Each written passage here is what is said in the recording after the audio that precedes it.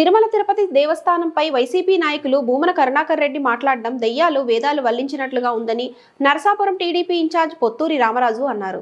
నరసాపురంలో జరిగిన మీడియా సమావేశంలో రామరాజు మాట్లాడుతూ గతంలో కరుణాకర్ రెడ్డి నేను నాస్తికుడని చెప్పడం జరిగిందన్నారు. తిరుమలలో 100 గోవులు చనిపోయాయని దుష్ప్రచారం చేస్తున్నారని, ఆయనను అందరూ అసహ్యించుకుంటున్నారని అన్నారు.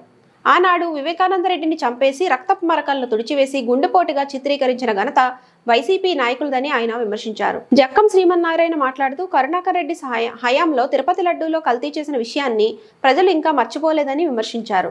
మాట్లాడే మాటలు చూస్తూ ఉంటే దెయ్యాలు వేదాల గురించి చెబితే ఎలా ఉంటుందో, ఇవాళ ఆయన తిరుపతి దేవస్థానం గురించి మాట్లాడుతూ ఉంటే ప్రజలందరూ కూడా ఆ రకంగా అసహించుకుంటూ ఉన్నారు ఈవేళ.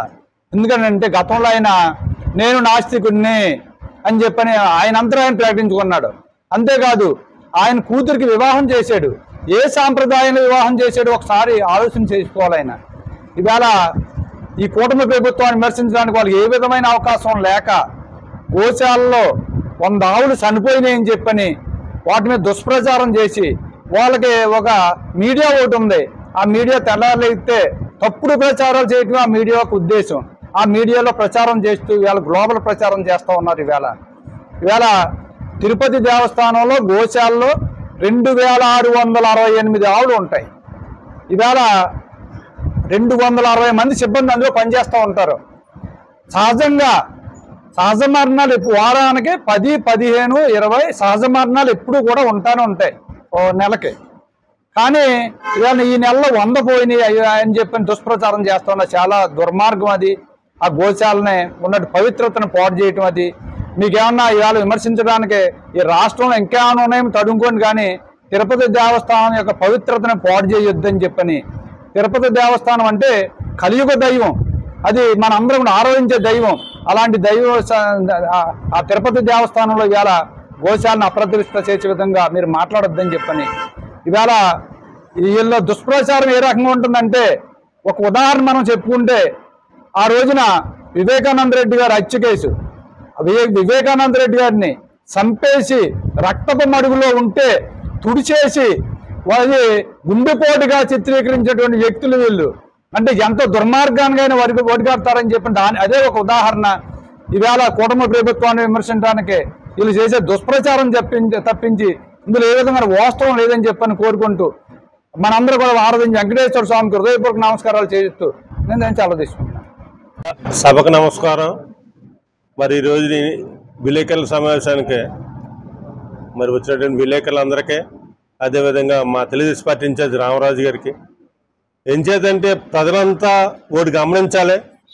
అసలు తిరుపతి దేవస్థానాన్ని ఎంతో పవిత్రంగా ధర్మబద్ధంగా మరి ఆ దేవస్థానాన్ని రూపొందించడం కోసం అనేకమైనటువంటి కార్యక్రమాలు చేపట్టిన పార్టీ ఏదైనా ఉందంటే తెలుగుదేశం పార్టీ. ఈ రోజున తిరుపతిలో కనపడుతున్న ఏ కార్యక్రమం అయినా సరే అన్న స్వర్గీయ ఎన్టీ రామారావు ప్రారంభించింది, అది కొనసాగిస్తున్నటువంటి చంద్రబాబు నాయుడు గారే తప్ప వేరే వాళ్ళు ఎవరో కాదు. ఈ రోజున గోశాలలో ఆవు మృతి చెందింది, ఒక ఆవు పోతే 100 ఆవులు పోయని చెప్పని అసత్య ప్రచారం చేస్తున్నటువంటి మాజీ తిరుపతి మరి తిరుమల దేవస్థానం యొక్క చైర్మన్గా చేసినటువంటి వ్యక్తి మరి ఏ విధంగా మాట్లాడుతున్నారో, ఏ విధంగా అసత్యాలు మరి మాట్లాడుతున్నారో, వారు చేస్తున్నప్పుడు ఎంత అపవిత్రం చేశారు. ఆఖరికి లడ్డులో కలిపేటటువంటి నెయ్యి కూడా కల్తీ చేసి మరి ఆయన టైంలోనే మరి అది కల్తీ లడ్డు కూడా బయటపడ్డది. మరి ఆయన ఆ విషయం కూడా మర్చిపోయి ఈ రోజున చేయడం చాలా అధర్మం.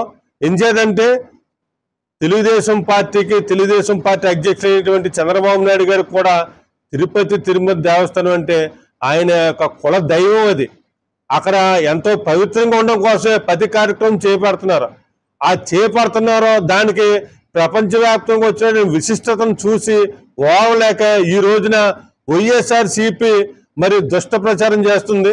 వారి యొక్క సోషల్ మీడియా ద్వారా ఈ దుష్ట ప్రచారాన్ని తెలుగుదేశం పార్టీ మరి అన్ని స్థాయిల్లో కూడా ధీటుగా ఖండించాలని చెప్పని ఈ కూటమిలో ఉన్నటువంటి నాయకులు కార్యకర్తలందరూ కూడా వాస్తవాలు ప్రజలు తెలియజేయాలని చెప్పని కోరుకుంటూ నేను సెలవు తీసుకుంటాను.